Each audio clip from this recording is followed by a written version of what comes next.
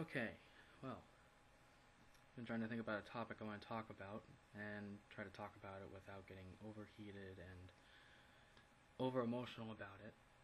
And the one that came to mind mostly right now is the fact that there are some EMTs out there.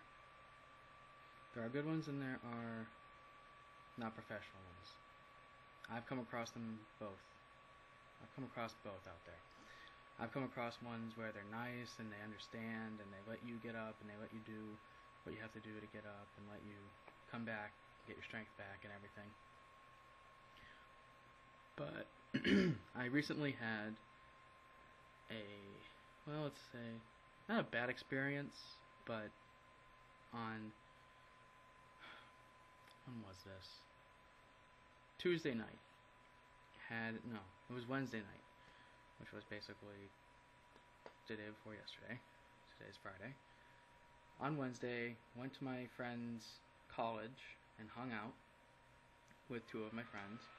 After we hung out at my other friend's house, we went to the college and we hung out, we ate there, but it was getting late. It was like around 10:30, 11 o'clock.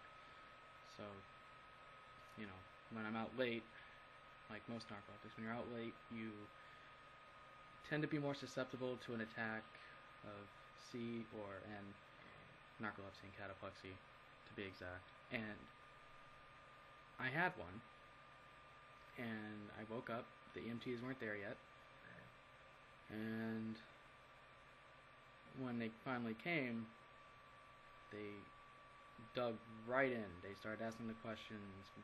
So what happened? What happened? Like, how'd you fall? Did you fall? Da, da, da. I thought the female one was actually really... I'm just going to say the EMT that was speaking to me, I'm not going to say female or male, because obviously I don't want to be sexist. But she was very, very rude.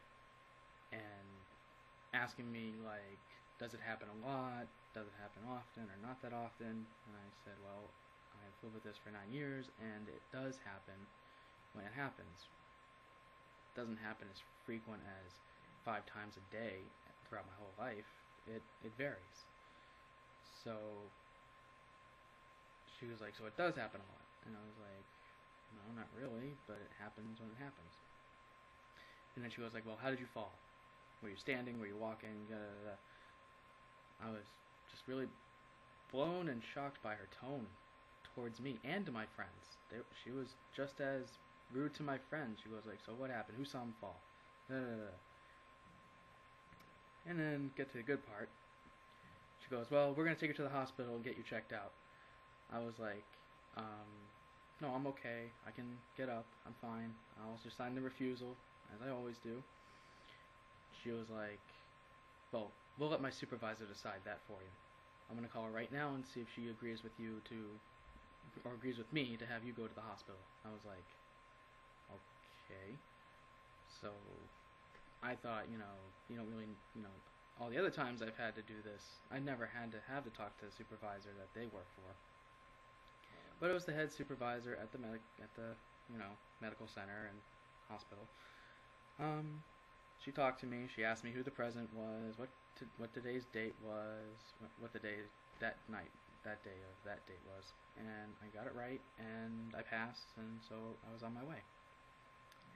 And then she was like, "Well, we just like to cover our end so we don't get in trouble." Blah, blah, blah. And I'm like, "Well," I was like, "I know that, but it's like the way they were talking to me didn't seem like they kind of gave 2 cents about me. Basically, I don't want to swear. I'm gonna try my best not to swear in these videos because swearing's not attractive. I'm gonna do my best not to swear and to keep it clean." So so I fill out the refusal, and all of a sudden the guy, EMT, decides to take my finger, goes like, I'm going to give you a D-stick real quick, without even like preparing me for it. He just takes my hand, pokes my finger.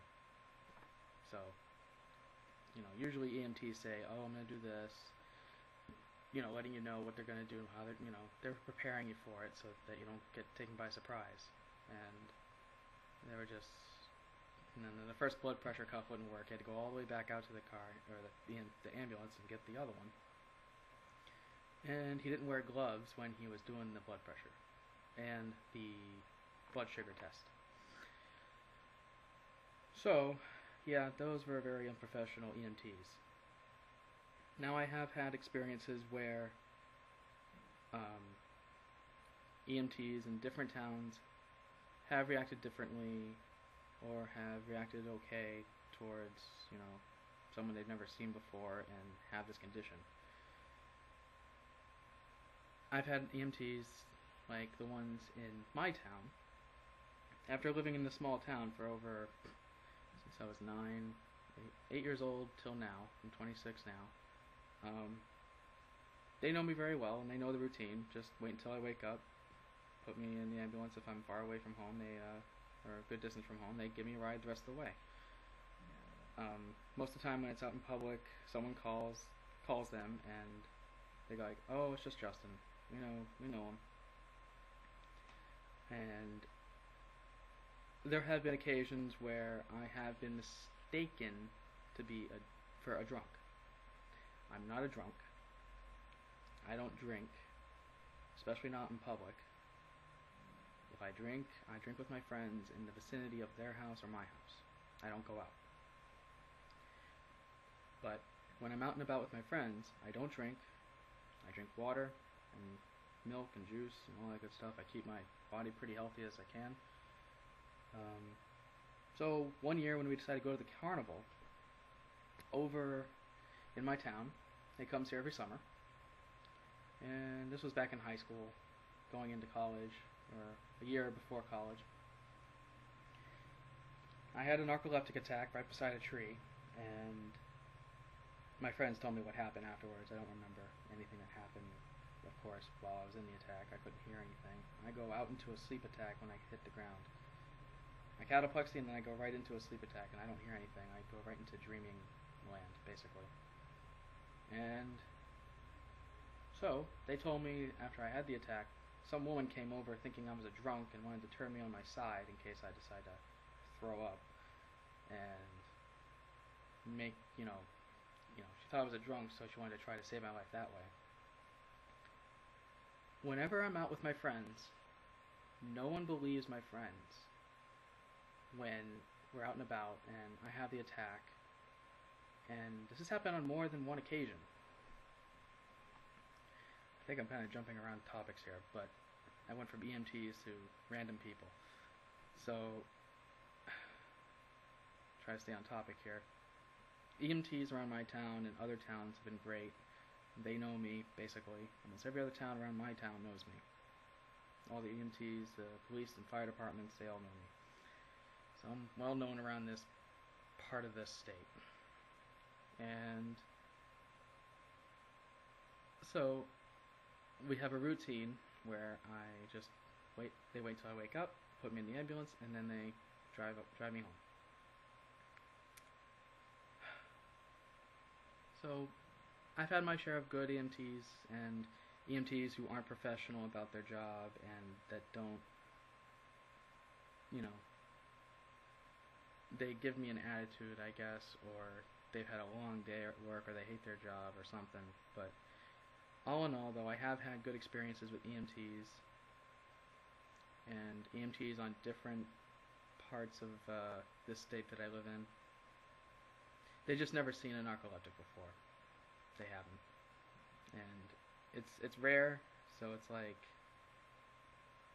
this is the reason why I'm putting this video up, so that there could be more awareness about narcoleptics with cataplexy, or just cataplexy, or just narcolepsy, to get the word out there and make sure that we're treated with, a little respect, and actually no, a lot of respect, and not, hurt in any kind of way by someone's actions, stressful attitudes, and cause more damage. So that's this video. The next video I will talk about random people that come to the scene to try to take care of me. And don't believe my friends, what they tell them. So, that's this video.